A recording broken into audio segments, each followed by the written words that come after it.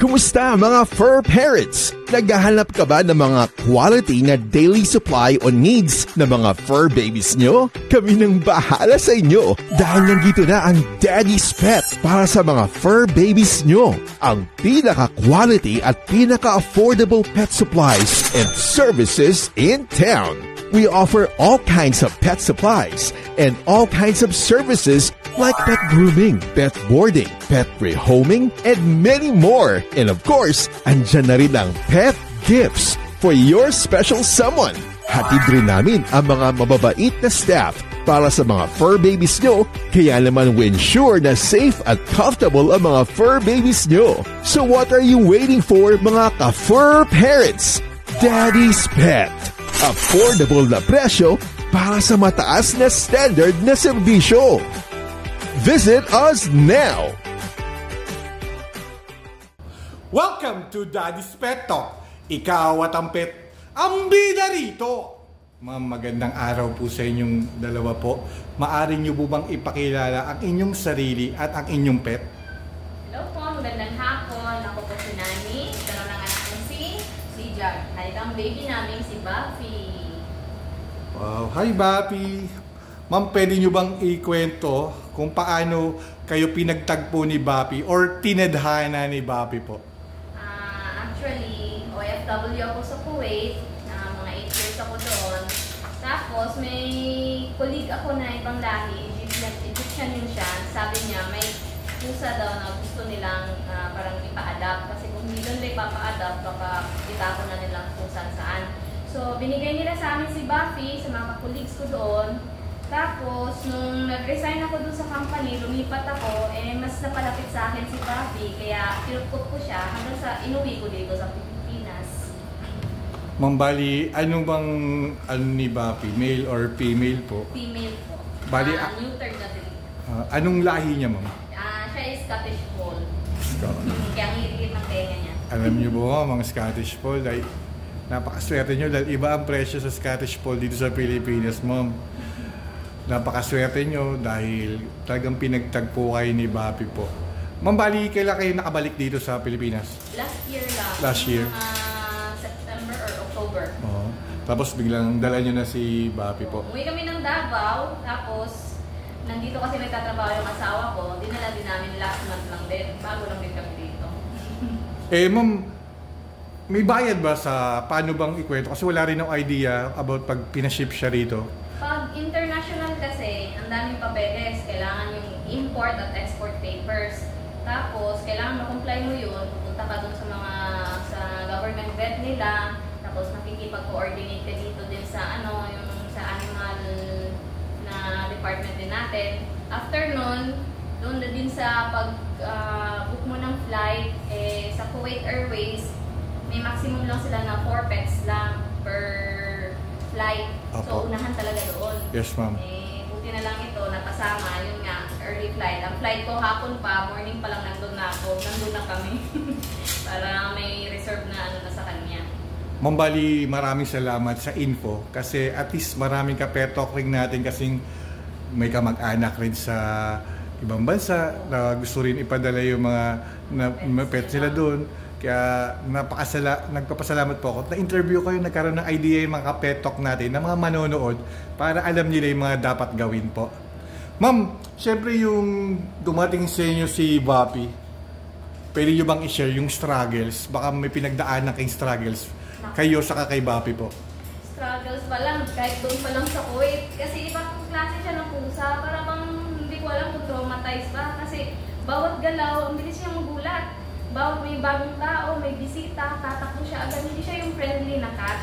Bali nung dumating siya sa amin, tago lang siya ng tago. Sa ilalim ng kama, ilalim ng table, ilalim ng upuan. Hanggang sa mga ilang months, nung siya ng pusa lumalapit. Sabi ko, uy, parang gusto nito makipag-friend sa akin. So, wala, nung nagpukulitan kami. Pero hindi yung ako nag-i-initiate, hinahayaan ko lang na siya. Kasi nga, parang iba siya sa mga naging pusa ko dito sa bahay. Kita mo, may background natin. Scottish Fold din yung nakikita ko ron. Ma'am Bali po, sino po nagbigay ng name na Buffy? Anak nyo o kayo po? Originally, doon sa first owner niya. May name tag kasi siya doon, nakalagay na Buffy. Bakit mo iba rin namin, hindi niya kilala sarili niya. Yes ma'am, karamihan rin sa in-interview ko, hindi na rin iniba eh. Hindi namin na. Wala na pagbigay. Ma'am, bali po, mapili ba si Bapi sa pagkain? Mapili ka? Oo, isa lang kinakain niya, yung royal canin na gastrointestinal.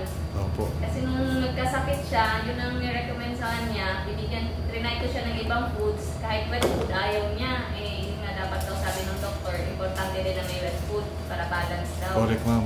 Ayaw talaga niya. Kahit anong pilit ko, ayaw talaga, di niya pinapansin. Liter train ma'am siya? Ma'am, siyempre partner ng family niyo si Bapi ma'am.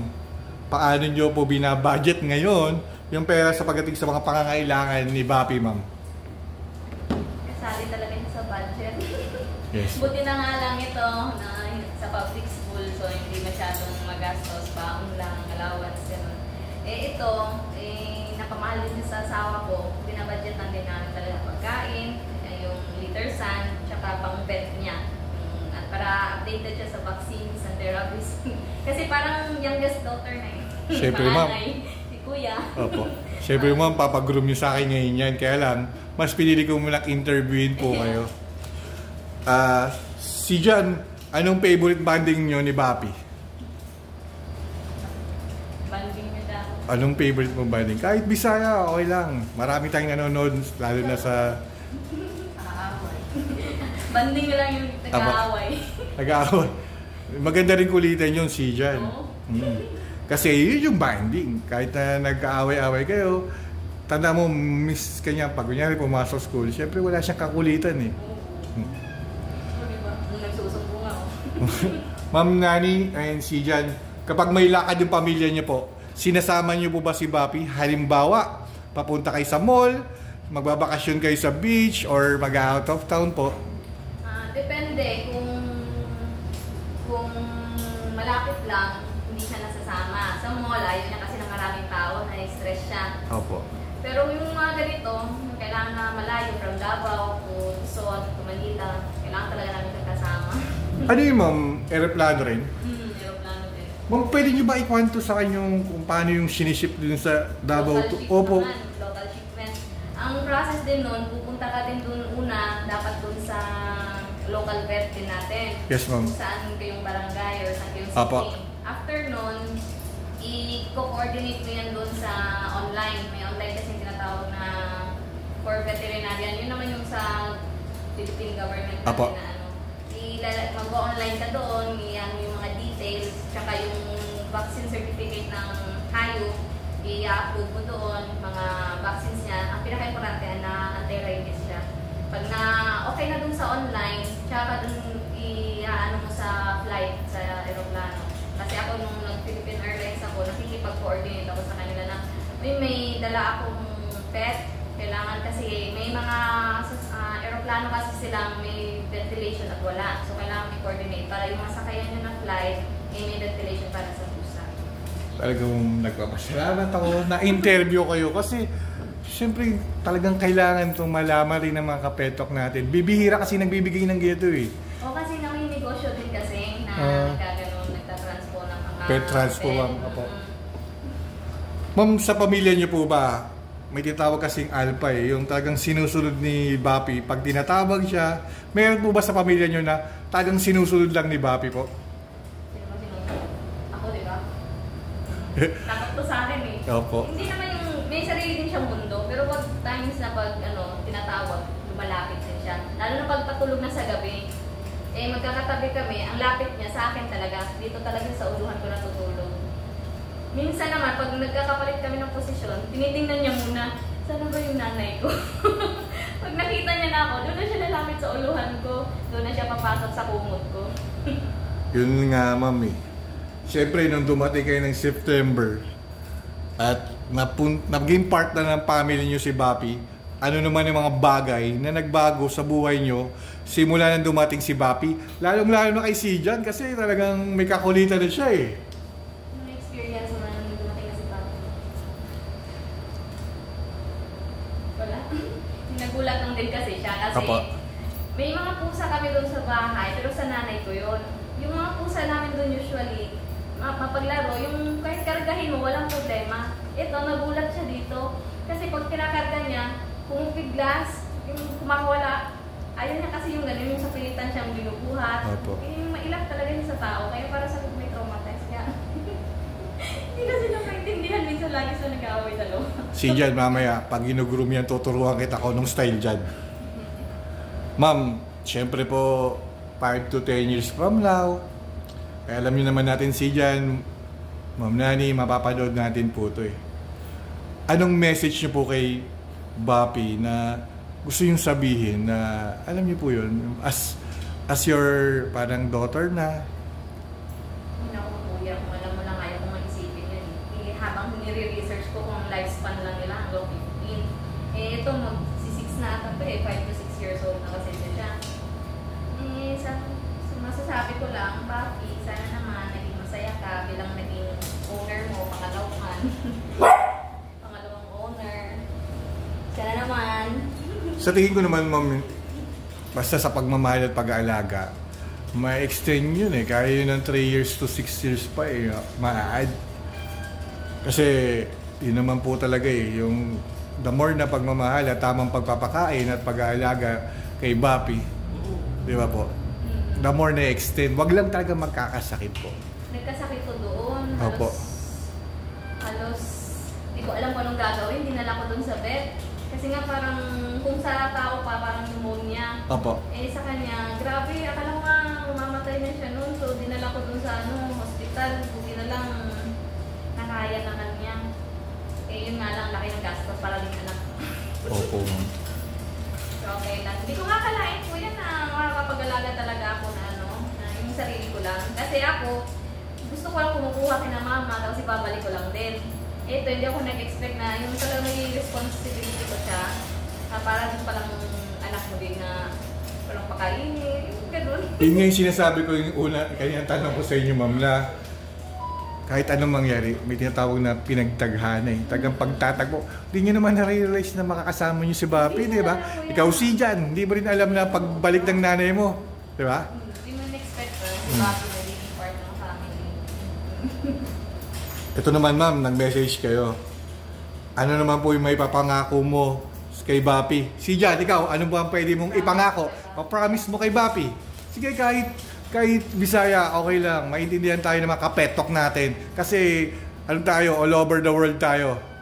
Promise din mo kay Papi. Promise mo, alagaan mo siya? Ha? Alagaan mo siya? Alagaan. Bisaya ka na lang. Oo. Yung promise mo, alagaan mo siya. Ilagay mo as, tapos ilag mo siya as starting mo. Alaga lang mo siya.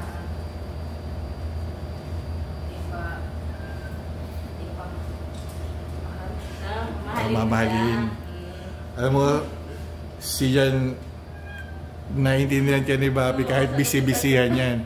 Pero nagsasalita siya na, kasi sa akin, pagdating sa mga pets, parang tao yan si Jan. 2 years old to 5 years old. To 9 years old ang utak nila. Nakakaintindihan, hindi nakakasita.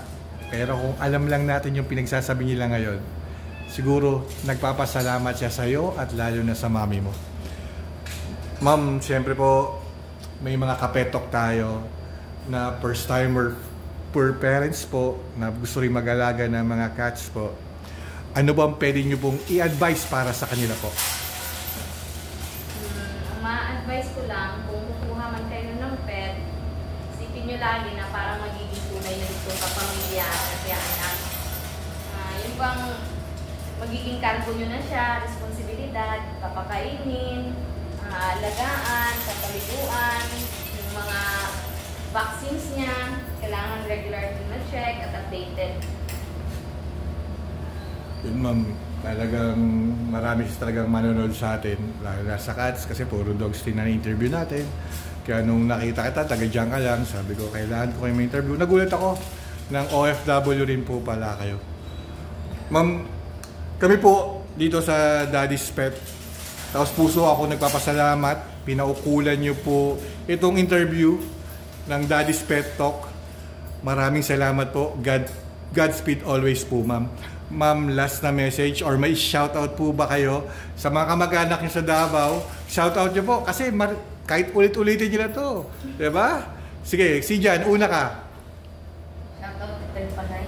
Shoutout kay Mama, Ate at Papa.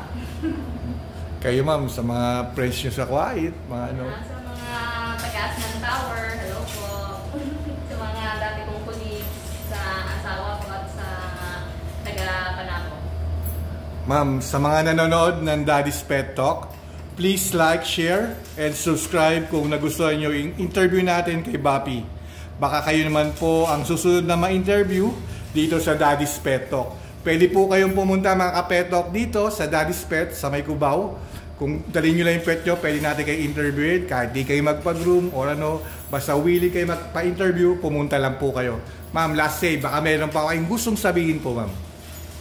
Nagpapasalamat po ako sa inyo, kuya. Kahit first time namin may interview ng ganito, at least naman may naibahagi naman kami para sa mga manonood. Ma'am, malaki po yung naibahagi nyo. Kahit ako, nagkaroon ako ng dagdag kaalaman. Our pleasure po, ma'am. Maraming si Jan. Ma'am Nani, maraming salamat. Bapi, maraming salamat sa inyo. Dito sa Daddy's Pet Talk, kayo ang bida rito. Maraming salamat po, ma'am. Thank you po, ma'am.